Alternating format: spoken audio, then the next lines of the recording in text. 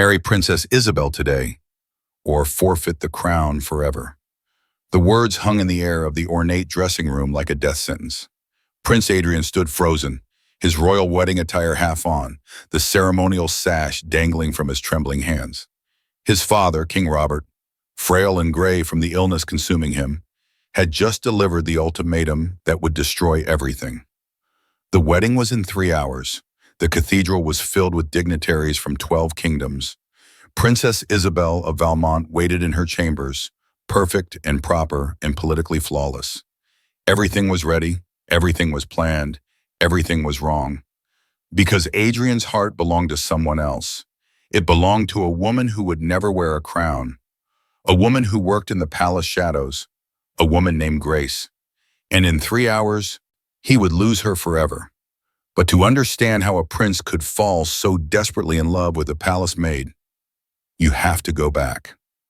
Back to 6 months earlier, to a midnight in the royal library, to the moment everything changed. 6 months earlier, Prince Adrian was 28 years old and drowning. Not in water, but in duty. He was intelligent, educated in the finest institutions, fluent in 7 languages, trained in diplomacy and warfare and economics. He knew how to rule a kingdom. He just didn't know how to live in one. His father, King Robert, had been negotiating Adrian's marriage since he was 16. 12 years of political discussions, alliance treaties, and carefully orchestrated meetings with suitable princesses. Princess Isabel of Valmont had been the final choice.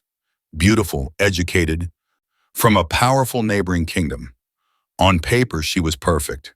In person, she was ice. She smiled at the right times, said the right things, but there was nothing behind her eyes, no warmth, no fire, just calculation. She would be a good queen, an excellent political partner, but she would never love him, and he would never love her. Adrian had accepted this, duty before heart. That's what he'd been taught his entire life. Personal happiness was a luxury princes couldn't afford. So he prepared for a marriage that felt like a beautiful prison. Then came that night in the library. Adrian couldn't sleep. He often couldn't. The weight of his future pressed down on him until breathing felt difficult.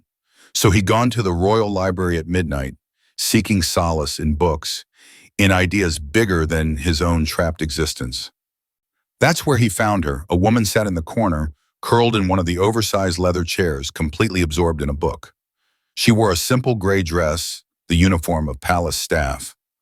Her dark hair was pulled back in a practical bun, a few strands escaping to frame her face. She didn't hear him enter. She was too lost in whatever she was reading. Adrian moved closer, curious. Most of the staff avoided the library, too formal, too intimidating. But this woman looked completely at home. He glanced at the book in her hands and his eyebrows raised. Kant's Critique of Pure Reason. Advanced philosophy. Not exactly light reading. Interesting choice, he said softly. She jumped, the book nearly flying from her hands. Her eyes went wide, terrified she'd been caught somewhere she shouldn't be. I'm so sorry. I'll leave immediately. I shouldn't be. She stopped mid-sentence, really looked at him for the first time. Adrian wasn't wearing his formal attire, just simple clothes, a plain shirt and trousers. In the dim library light, he looked like any other young man. Not a prince, just a person. You're reading Kant at midnight, Adrian said with a small smile. Don't apologize for that. Apologize for reading Kant at all. He's incredibly dense. A spark flickered in her eyes. Defensiveness. Pride. He's not dense. He's precise. There's a difference. Adrian felt something shift in his chest. No one spoke to him like that, ever. Everyone agreed with him, deferred to him, treated his every word like gospel. But this woman was defending a philosopher to his face. He sat down in the chair across from her. All right, make your case. Why is Kant worth reading at midnight? What followed was the most exhilarating conversation Adrian had ever had. She was brilliant, sharp. She challenged every point he made, debated with passion and logic, laughed when he made jokes, and called him out when he didn't make sense. She treated him like an equal, like a person. like someone whose thoughts mattered because they were interesting, not because he was born into the right family. An hour passed like minutes. Then she glanced at the clock and gasped, "Oh God, it's almost 2 in the morning. I have to be in the kitchens at 5. You work in the kitchens? The library, actually. But I started in the kitchens." She stood, smoothing her dress. "I clean and organize here. Reshelf books. It's my favorite job I've ever had. All these ideas, all this knowledge." She looked around the vast room with such genuine love, it made Adrian's chest ache. "What's your name?" "Grace. Just Grace?" She smiled. "Is there supposed to be more?" Adrian realized she still didn't know who he was, and he wanted desperately to keep it that way for just a little longer. "I'm Adrian. Nice to meet you, Adrian." She extended her hand formally. "Thank you for the debate. You're wrong about Kant, but you argue well." He laughed, actually laughed, and shook her hand. "Same time tomorrow?" She hesitated. "I shouldn't. This is the Prince's library. If someone sees me, I won't tell if you won't." Grace studied him for a long moment. Then she smiled, a real smile that lit up her entire face. "All right, tomorrow. But I'm bringing different books to defend. You clearly need a better education." She left, and Adrian sat alone in the library, his heart pounding, feeling more alive than he had in years. The next night he was there. So was she, and the night after that, and the one after that. Their midnight meetings became the only thing Adrian looked forward to, the only hours he felt like himself. Grace told him her story in pieces. Orphaned at 12 when her parents died in a fire. No family, no money, nowhere to go. She'd started as a kitchen maid, the lowest position in the palace. But she was smart, curious, hungry for knowledge. She'd taught herself to read using old newspapers, borrowed books from the library when no one was looking, worked her way up to library attendant, a position that let her be near the things she loved most. Learning. If you enjoyed the start of this love story, subscribe to True Soul Narratives for more tales that prove love transcends all boundaries. Now let's see what happens when duty and desire collide. Adrian shared his own burden. "I've never made a single choice for myself," he admitted one night. "Not one, what I study, where I show, who I meet, who I'll marry. It's all decided for me." "That must be lonely," Grace said softly. "It's suffocating." She looked at him then with such understanding, such compassion, that Adrian felt something crack open inside him. She saw him. Not the prince, not the future king. Just him, the man trapped inside the crown. That was the moment. That was when he knew he was falling in love with her. And he had absolutely no idea what to do about it. Have you ever met someone who made you feel truly seen for the first time? Comment below where you're watching from.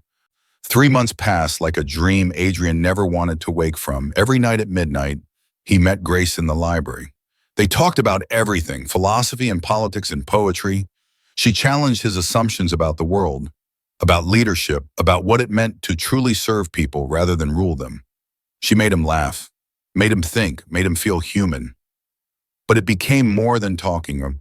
One night, Adrian found Grace in the empty grand ballroom. She was standing in the center of the vast marble floor, staring up at the crystal chandeliers with wonder in her eyes. "I've cleaned this room 100 times, she whispered, "but I've never actually been in it. Not like this." "Dance with me," Adrian said. Grace laughed. "I don't know how. Maids don't exactly get ballroom dancing lessons." "Then I'll teach you." He took her hand, showed her where to place her feet, how to follow the rhythm. They moved slowly across the floor, her steps uncertain at first, then gaining confidence. The ballroom was empty except for them, silent except for Adrian's soft counting and Grace's quiet laughter when she stepped on his foot. "You're a terrible student," he teased. "You're a terrible teacher," she shot back. When the dance ended, they stood in the center of the floor, still holding each other, both breathing hard, both knowing they'd crossed some invisible line they could never uncross. Grace showed him her world too, the servants' quarters where families lived in cramped rooms, working 14-hour days, the kitchen staff who knew every palace secret, the groundskeeper who tended the gardens with more love than Adrian had ever given his royal duties. She introduced him to real people with real problems, made him see the humanity his title had always kept at a him. He fell in love with all of it. Her authenticity, her mind, her heart that somehow remained generous despite everything life had taken from her. But the moment he truly knew he loved her came when he got sick. A fever struck him suddenly, violently. He'd hidden it from everyone, trying to maintain appearances during a diplomatic visit. But Grace found him in the library, feverish and weak, barely able to stand. She should have called for the royal physician. Should have alerted the staff. Instead, she stayed, all night, tended to him herself, bringing cold cloths for his forehead, making him drink water, staying by his side even though discovery would mean losing her position. Probably worse. Why are you doing this? Adrian asked through chattering teeth. You'll get in trouble. Because you needed someone, Grace said simply. And I don't care about the consequences. That's when he knew. This was love. Real, terrifying, impossible love. 2 weeks later, on a night when rain hammered against the library windows, everything changed. Grace was quiet, distant. She'd been pulling away for days and Adrian knew why. The palace was buzzing with talk. Princess Isabel's arrival was being planned. The wedding preparations were beginning. Reality was crashing back in. I can't keep doing this, Grace said finally, standing up to leave. Her voice was shaking. You're going to marry a princess, Adrian. What if I don't want to? You don't have a choice. She turned to face him, tears already streaming down her face. Neither do I. This was beautiful. But it was always going to end. Adrian crossed the room in 3 strides. Don't say that. What did you think would happen? Grace's voice broke. That you'd marry me? The palace maid? That your father would just accept it? That the kingdom would celebrate? I don't care what they accept, but I do. Grace wiped her tears angrily. I won't be the scandal that destroys you. I won't be the mistake everyone whispers about. You're not a mistake, Adrian grabbed her hands, desperate. You're the only real thing in my entire life, and that's exactly why this has to end. Adrian didn't think, didn't consider consequences or duty or crowns or kingdoms. He just pulled her close and kissed her. Desperate, passionate, real. Everything he'd been holding back for months poured into that kiss. Everything he felt and couldn't say. When they finally pulled apart, both were crying. I love you, Grace, Adrian whispered, his forehead pressed against hers. Crown or no crown, throne or no throne. I love you. Grace closed her eyes. I love you too. That's why I have to go. But she didn't go. Not that night. They stood in that library holding each other as the rain poured down, both knowing this couldn't last but neither strong enough to walk away. Then reality came for them with the force of a hurricane. King Robert's illness took a dramatic turn. The doctors gave him 6 months to live, maybe less. He summoned Adrian immediately and the message was clear. The wedding must happen. Now the kingdom needed stability, needed a secure succession, needed to know the crown would pass smoothly. Princess Isabel of Valmont will arrive in 2 weeks for an extended courtship visit, the king announced. His voice weak but firm. The wedding will take place in 6 months. This is not negotiable, Adrian. Isabel arrived like winter, beautiful, composed, perfectly polite, but cold. She understood exactly what this marriage was. A business arrangement, an alliance. Nothing more. This is business, Adrian, she said during their first private conversation. Her voice was calm, practical.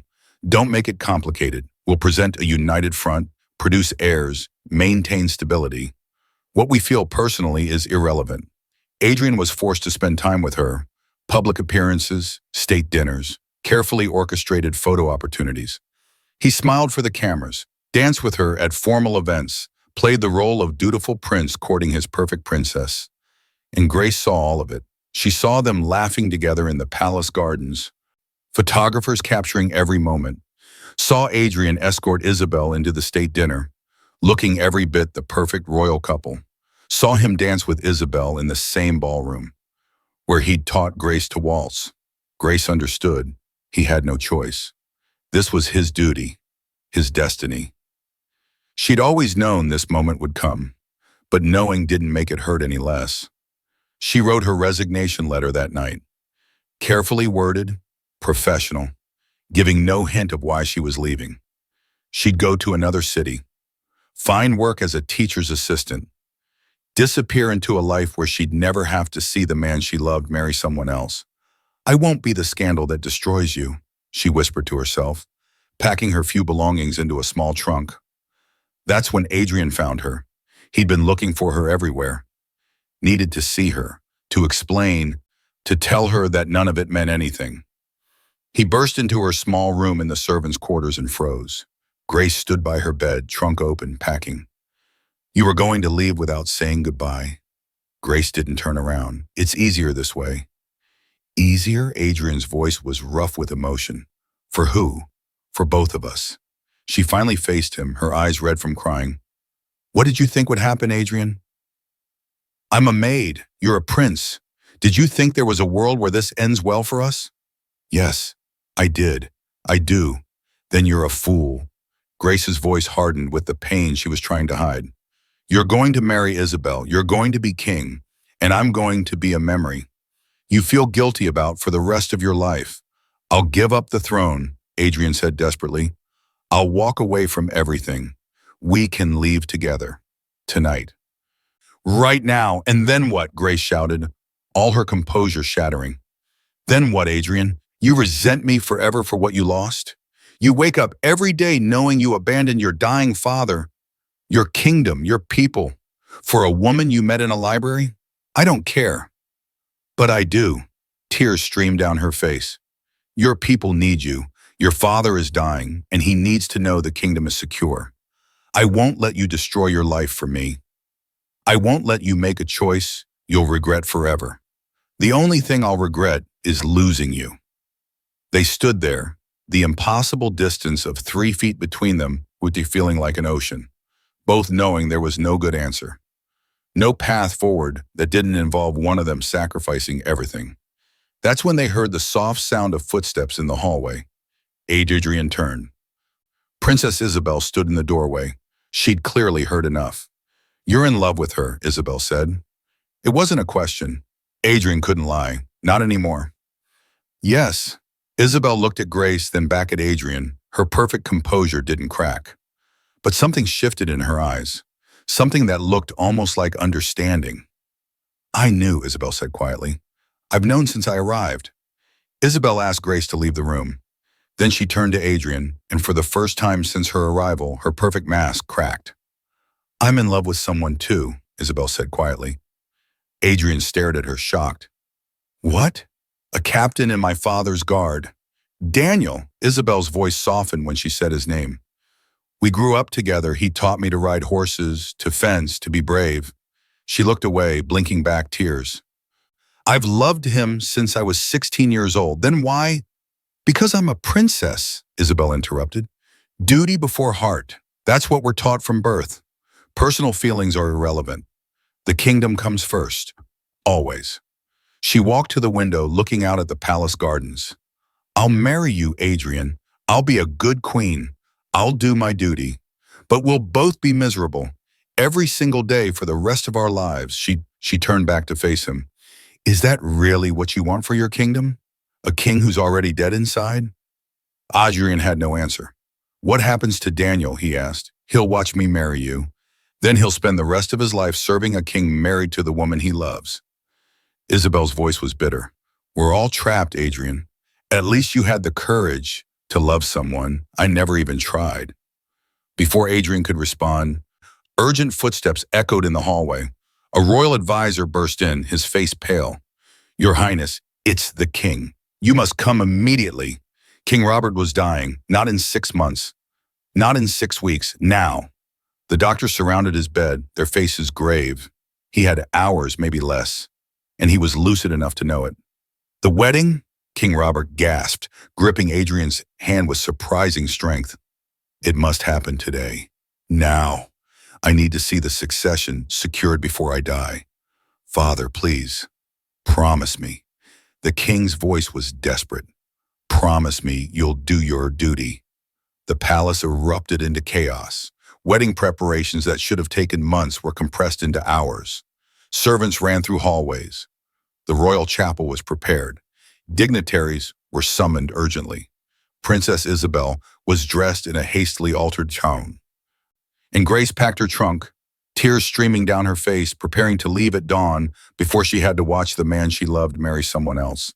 Adrian stood in his dressing room, staring at his reflection in the mirror. The royal wedding attire felt like a costume, like armor, like a fight. He had to choose. Right now, throne or heart, duty or love. There was no more time, no more chances. The royal council assembled in the king's chambers. It was too risky to move him to the chapel, so the ceremony would happen here. King Robert, propped up in his bed, barely conscious but determined. Royal advisors lined the walls. Isabel stood beside Adrian in her wedding gown, her face perfectly composed, hiding the heartbreak underneath. And Grace. Someone had brought Grace to witness, to see the final moment. She stood in the back, trying to be invisible, trying not to cry. Adrian, do you take Princess Isabel of Valmont as your bride? King Robert's voice was weak but formal. To honor and protect, to rule beside her as king and queen? Everyone waited. The entire room held its breath. This was it, the moment that would define everything. Adrian looked at Isabel. She gave him a small, sad nod. I understand, her eyes said. Do your duty. He looked at his father, dying, desperate to see his son's future secured. He looked at Grace standing in the shadows, breaking apart. Then Adrian spoke. Father, I can't. The room erupted in shocked whispers. King Robert's eyes went wide. Adrian, what? I've been taught my whole life that duty is everything, Adrian continued, his voice steady despite his racing heart.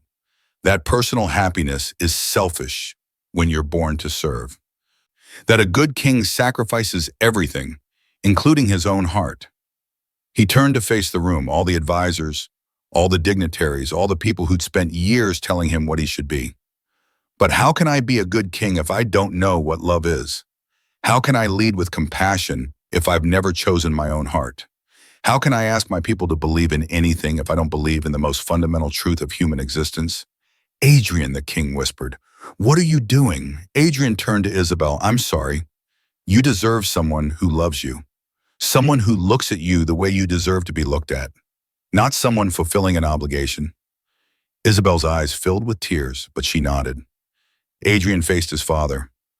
Father, I love a woman named Grace. She's a palace maid. She works in the library. She's brilliant, kind, and she sees people, really sees them. Not their titles or their money or their power, just who they are. He found Grace in the crowd. She was crying openly now, shaking her head, trying to tell him to stop.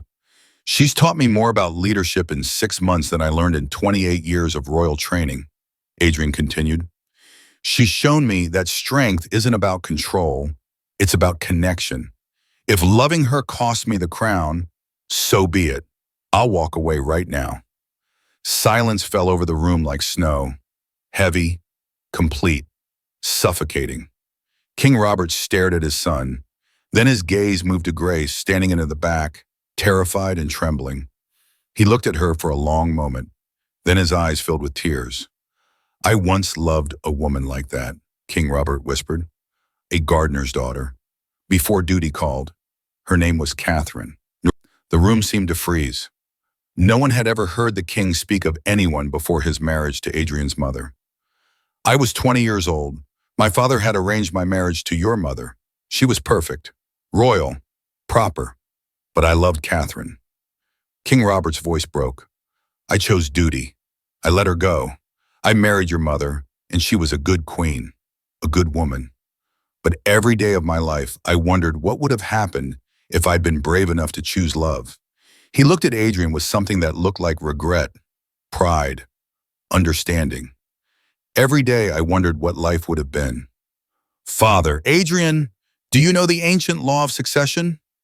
King Robert's voice suddenly grew stronger, more focused. Adrian blinked, confused by the shift. What? The original law, written 500 years ago when this kingdom was founded. King Robert turned to his chief advisor. Bring me the founding documents, now. The advisor scrambled, pulling ancient texts from a locked cabinet. King Robert flipped through pages with shaking hands until he found what he was looking for. "Here," he said. "Read it, Adrian, out loud." Adrian took the document. His eyes scanned the archaic text. A king must marry a person of character who embodies the values of compassion, wisdom, and service to the kingdom. The king nodded. It doesn't say royal blood. It doesn't say princess.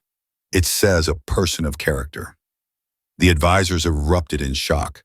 "Impossible," one of them sputtered. "It's always been interpreted as royal marriage because that's what we wanted it to mean," King Robert interrupted. "But the law is clear. Character, not bloodline." He looked at Grace. "Tell me, young woman, what's your name?" "Grace, your majesty." Grace stepped forward, her voice shaking. "And you love my son?" "With everything I am." King Robert studied her. Then he smiled, a real smile, the first genuine expression Adrian had seen on his father's face in years. "Then you're exactly what this kingdom needs." He turned to his advisors. "The law is clear. If Adrian chooses to marry Grace, and she embodies the values of our kingdom, the succession stands." That's when Isabel stepped forward. She'd been silent through all of this, watching with tear-filled eyes. "Your Majesty," Isabel's voice rang out clear and strong, "I formally withdraw my suit for Prince Adrian's hand." She turned to the assembled council. "And I petition that Grace be recognized as suitable for royal marriage under the ancient law. She's educated herself despite every obstacle. She's compassionate to everyone regardless of station, and she's clearly captured the future king's heart through nothing but her character." Isabel looked at Grace with something that looked like envy and admiration mixed together. That's an endorsement stronger than any bloodline. All eyes turned to Grace. She stood frozen in the back of the room, completely overwhelmed, terrified. This wasn't supposed to happen. She was supposed to disappear, to let Adrian live the life he was born for, not become part of it. "I can't," Grace whispered, shaking her head. "I don't know how to be a queen. I don't know how to be royal. I'll ruin everything." Adrian crossed the room to her. He took her hands in his, not caring that every advisor, every dignitary, every member of the royal council was watching. "Grace, I'm not asking you to marry a prince," Adrian said softly, his eyes locked on hers. "I'm asking you to marry me. Just me. The man who can't sleep without thinking about you. The man who's only ever felt real when he's with you. Adrian, if you say no, I'll understand." Adrian's voice was gentle, giving her an out. "This life, it's not easy. The pressure, the scrutiny, the expectations. I won't force this on you, but I need you to know that whatever you decide, I love you. That doesn't change." Grace was crying so hard she could barely breathe. "I'm scared. I don't know how to do any of this. I'm just a maid." "Neither did I," Adrian said with a small smile. "I didn't know how to be a prince either. I just had to wear the title. But you taught me how to be a person, how to care, how to see beyond the crown." He squeezed her hands. "We'll learn together. Everything, all of it, together." Grace looked at King Robert, dying in his bed, watching them with hope in his eyes. She looked at Isabel, who nodded encouragingly. She looked at Adrian, the man she loved more than anything in the world. "Yes," Grace whispered. Then louder, stronger. "Yes." The room erupted, some in joy, some in shock, some in outrage that would take years to fade from her face. But none of it mattered because Adrian pulled Grace into his arms and held her like he'd never let go. "Not that day," King Robert said weakly, but with a smile. "The wedding can't happen today. She needs time. Preparation. This is too important to rush." 3 months later, the palace chapel was filled with a different kind of crowd. Not just dignitaries and royals, but servants, groundskeepers, kitchen staff, teachers from the local schools, the people Grace had known her entire life. Grace walked down the aisle in a modest gown she'd helped design herself. Nothing extravagant, nothing meant to pretend she was something she wasn't. Just beautiful, simple, real. King Robert, now confined to a wheelchair, insisted on being the one to escort her. He was weak, barely holding on but determined. As they moved slowly down the aisle, he leaned close and whispered, Thank you for saving my son, for teaching him to choose love over fear. Grace looked at him, tears streaming down her face. Thank you for letting him choose. King Robert smiled. I should have been brave enough to do the same. But I can die, knowing my son is braver than I ever was. Adrian stood at the altar, watching Grace approach, and he couldn't breathe. She was everything. The woman who changed his entire world by simply being herself. The vows were simple, personal. Not the formal recitations required of royal weddings, but words that came from their hearts. I choose you, Adrian said, his voice strong. Every day, in every way. Forever, I choose you, Grace echoed. Not because of your crown, but because of your heart. They kissed as husband and wife, as prince and future queen, as two people who defied every expectation to build something real. 2 weeks later, King Robert died peacefully in his sleep. His last conversation had been with Adrian just hours before. They'd sat together in the king's chambers, father and son, finally understanding each other. You'll be a better king than I ever was, King Robert had whispered. Father, no. Yes. King Robert's grip on Adrian's hand was surprisingly firm. Because you know what it means to fight for what matters. I ruled with my head. You'll rule with your heart. That makes all the difference. Those were his last words. Adrian held his father's hand as he slipped away and grieved not just for the king he'd lost, but for the man his father could have been if he'd been brave enough to choose love. If this story of choosing love over duty moved you, subscribe to True Soul Narratives. We believe the greatest act of courage is following your heart. Now let's see how their love changed a kingdom. 1 year later, everything had changed. King Adrian and Queen Grace didn't rule the way anyone expected. Grace opened the palace libraries to the public, created education programs for children from every background, used her common origins to connect with people in a way no royal had ever done before. She didn't pretend to be something she wasn't. She was a queen who'd been a maid, who understood struggle, who saw people as people, not subjects. And Adrian, once the dutiful prince who'd never made a choice for himself, became the most beloved king in generations, because he ruled with compassion, with understanding, with the knowledge that love, real love, was the foundation of everything strong. On a quiet evening, a year after their wedding, Adrian found Grace in the palace library. Their library, where everything had started. She was sitting in the same leather chair where he'd first found her, a book in her lap, looking exactly as she had that first night. Except now she wore a crown, and her hand rested on her visibly pregnant belly. Adrian sat down across from her, just like he had a year and a half ago. They looked at each other and smiled. Do you ever regret it? Grace asked softly. Choosing me over the easy path? Adrian reached across and took her hand. Every day I wake up grateful I chose the right path. The easy path would have destroyed me. You saved me. Grace placed his hand on her stomach, where their child grew. Our baby won't have to choose between duty and love. No. No. Grace's eyes filled with happy tears. Because we'll teach them they're the same thing. That true duty is loving with your whole heart. That serving people means seeing them. That a crown is just metal unless it's worn by someone who knows what it means to be human. Adrian pulled her close and they sat together in the library where a prince had once met a maid, and everything had changed. Months later, a new garden was dedicated on the palace grounds, the most beautiful in the entire kingdom. At its center stood a plaque, in memory of King Robert, a king who taught his son, true leadership begins with a true heart. Adrian and Grace stood before it, hands clasped, their infant daughter sleeping in Grace's arms. They looked out over the kingdom they now ruled together. A kingdom that had learned that love wasn't weakness. It was the greatest strength of all. Grace looked at her husband, her king, the man who'd given up everything and gained the world. Ready, Your Majesty? Adrian smiled, kissed her forehead, then kissed their daughter's head. With you, always. He was born to be king. She was born to serve. But love doesn't care about crowns or class. Love doesn't care about duty or destiny. Love only cares about truth. Sometimes the bravest thing a leader can do is choose their heart. Because a kingdom built on love is stronger than one built on duty alone. A king who knows what it means to sacrifice for love knows what it means to sacrifice for his people.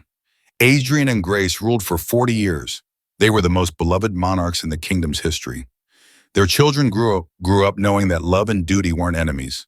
They were the same thing. All because one prince, standing in a library at midnight, met a woman reading philosophy and dared to ask the question that changed everything. What if true love is the royal duty? Would you give up everything for love? Or would you choose duty over your heart? Comment below where you're watching from. We want to hear your story. Rate this love story from 0 to 10 in the comments. And tell us, have you ever had to choose between what you were supposed to do and what your heart was telling you to do? Sometimes the choice that looks like weakness is actually the bravest thing you'll ever do. Sometimes loving someone completely is the most royal act of all. This is True Soul Narratives, reminding you that the crown that matters most is the one you wear on your heart.